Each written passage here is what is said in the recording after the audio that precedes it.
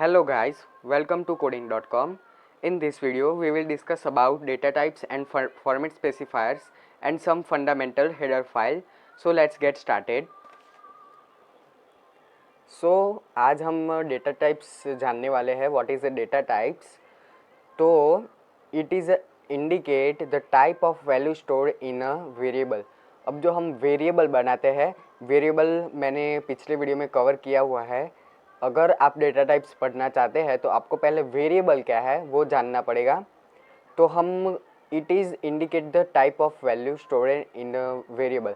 अब जो हम वेरिएबल के अंदर जो वैल्यू पास करते हैं, वैल्यू डालते हैं, उसके टाइप क्या है, वो कैरेक्टर है, स्ट्रिंग है, या पॉजिटिव नंबर है, या डेसिमल पॉइंट वाला नंबर है, वो डेटा टाइप्स के द्वारा हम बता सकते हैं कंपाइलर को कि इस मेमोरी में इस टाइप का डेटा स्टोर करना है. The number of bytes to be reserve in memory. अब जो नंबर ऑफ़ बिट्स होते हैं, जैसे कि हम 2, 3 जो हम न्यूमेरिकल में बिट्स कहते हैं, बिट्स जो यूनिट है वो बहुत छोटी है, उससे के बी बनता है, उससे एम बी बनता है. तो वो मेमोरी के अंदर उतना स्पेस वो रिजर्व कर देता है जितनी बिट की अपना वेरिएबल हमने डेटा टाइप जो डाला है उसके हिसाब से वो बिट डाल देता है मेमोरी में. अब जो टाइप्स होता है, 3 types of data types, there are 3 types of data types in C. तो पहला जो डेटा टाइप है वो प्राइमरी मतलब बेसिक डेटा टाइप. उसके अंदर जो होता है वो इंटीजर आता है, फ्लोट आता है, कैरेक्टर आता है, डबल आता है. अब जो इंटीजर है वो -31 +31 ये पॉजिटिव और नेगेटिव वैल्यू बताता है. और फ्लोट जो होता है वो 3.2 3.4 ये डेसिमल पॉइंट वाली जो वैल्यू होती है वो बताता है. और कैरेक्टर जो होता है वो ABCD वो सब बताता है.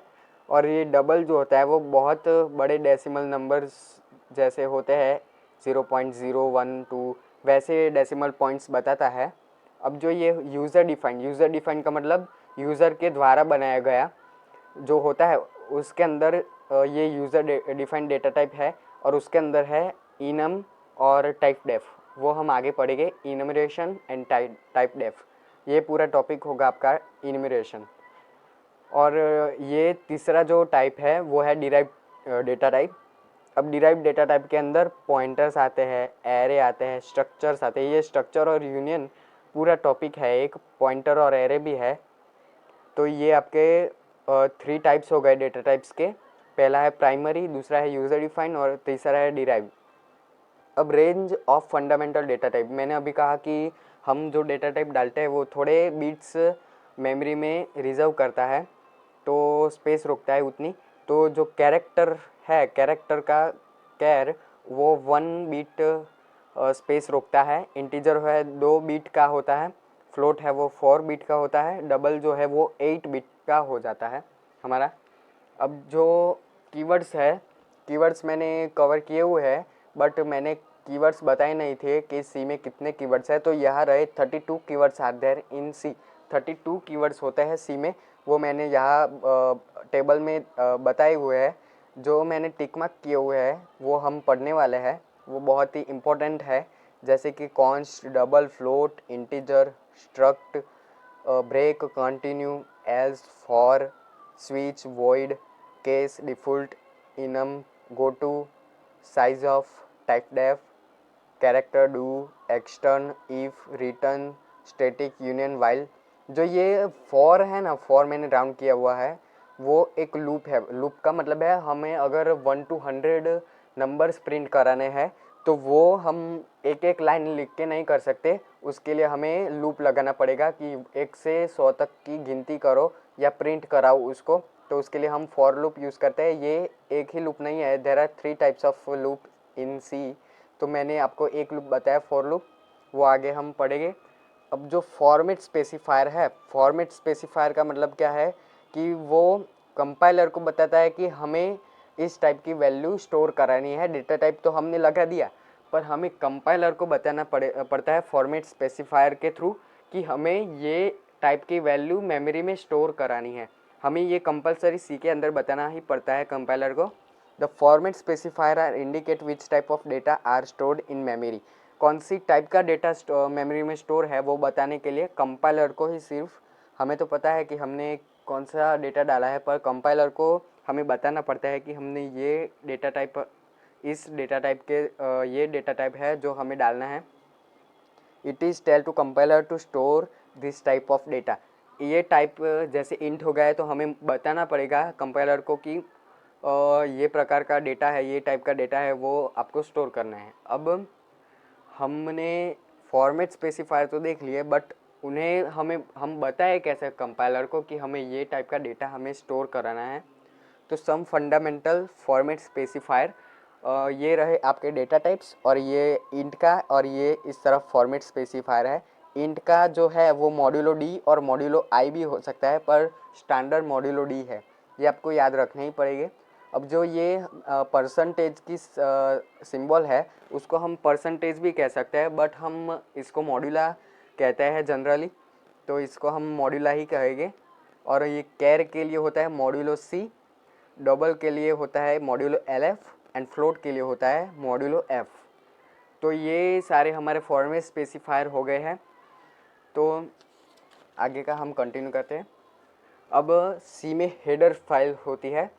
अब हेडर फाइल क्या होती है कि अगर हमें सी के फीचर्स यूज़ करने हैं, सी के फंक्शनैलिटीज़ यूज़ करनी है, तो हमें पर्टिकुलर फाइल इंक्लूड करनी ही पड़ेगी उसके अंदर, उसके बिना हम सी नहीं लिख सकते। सारे सी के फीचर्स जो है वो स्टैंडर्ड इनपुट आउटपुट फाइल में स्टोर्ड होते हैं। तो what is a header file? The header file is a standard file of C, standard file है वो सी की। It is indicate to compiler to include standard input output of C and feature of C. मैंने अभी कहा कि वो features include करता है, कंपाइलर को हम बताते हैं कि इसके सी, ये सी लैंग्वेज है और सी के फीचर्स आपको ऐड करने हैं। हम कहीं भी सी का जो कीवर्ड है उसको यूज़ करें तो वो उस फाइल में स्टोर होता है, तभी हम उसको यूज़ कर सकते हैं। तो फाइल को ऐसे इंक्लूड करते हैं हैश, इसको प्री प्रोसेसर कहते हैं इसको। तो इंक्लूड stdio.h, ये एंगुलर ब्रैकेट के अंदर लिखते हैं stdio.h। अब stdio का मतलब क्या हुआ? It's mean to include standard input output, इसका फुल फॉर्म हो गया stdio.h का, stdio का स्टैंडर्ड इनपुट आउटपुट। अब ये मैंने अभी कहा कि इस जो हैश का ये सिंबल है उसको प्री प्रोसेसर कहते हैं, और ये एंगुलर ब्रैकेट के बीच में लिखा जाता है stdio.h, एंगुलर ब्रैकेट के बीच में। अब ये .h क्या है? .h जैसे कि हमें कुछ फाइल बनानी है टेक्स्ट की, तो हम पीछे उसका एक्सटेंशन .txt रखते हैं। जैसे कि हमें डॉक्यूमेंट है तो हम उसका डॉक रखते हैं, जैसे कि पावर पॉइंट प्रेजेंटेशन है तो उसका हम .ppt रखते हैं एक्सटेंशन। वैसे ही हम फाइल को इंक्लूड कराने के लिए stdio.h का मतलब ये हेडर फाइल का एक्सटेंशन है, और इसके आगे हम standard input output library file है जो सी की, वो इंक्लूड करते हैं। अब angular brackets are indicate to header file. अब ये एंगुलर ब्रैकेट है वो सिर्फ हम सी में सिर्फ इसको हेडर फाइल इंक्लूड कराने के लिए यूज़ करते हैं। अब ये जो हैश इंक्लूड conio.h है।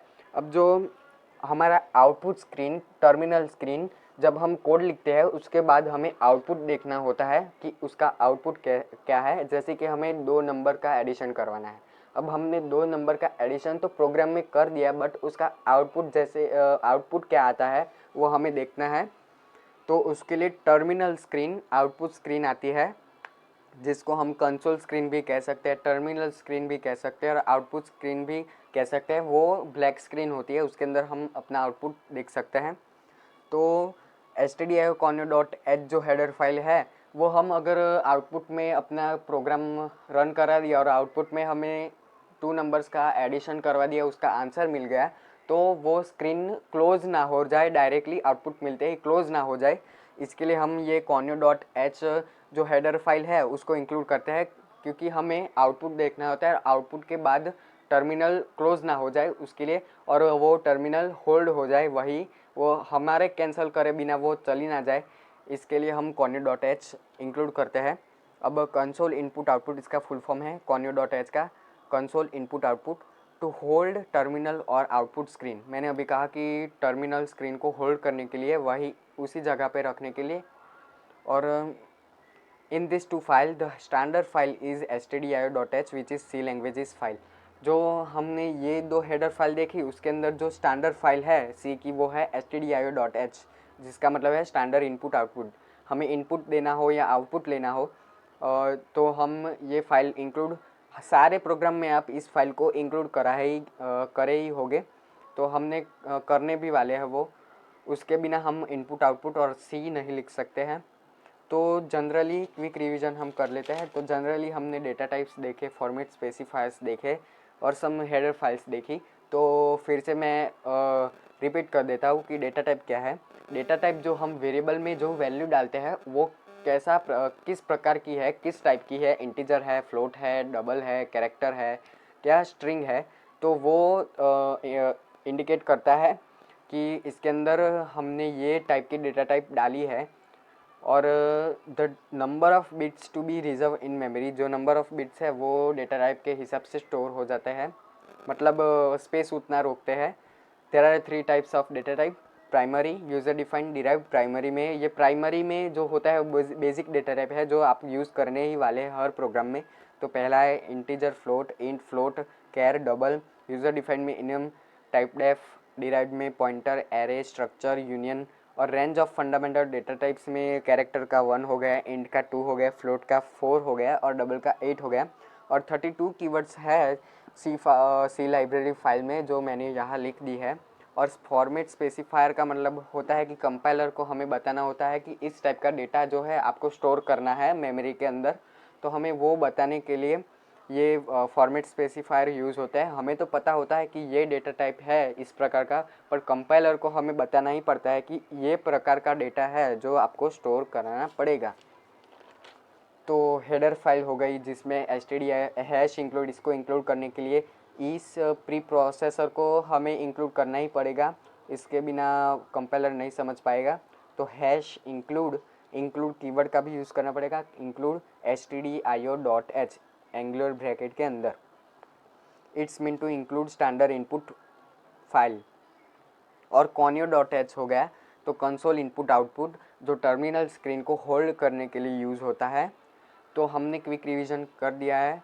आई होप आपको समझ में आ गया होगा कि डेटा टाइप्स क्या है, हेडर फाइल्स क्या है। तो इस वीडियो में बस इतना ही। Thank you for watching this video. See you next time.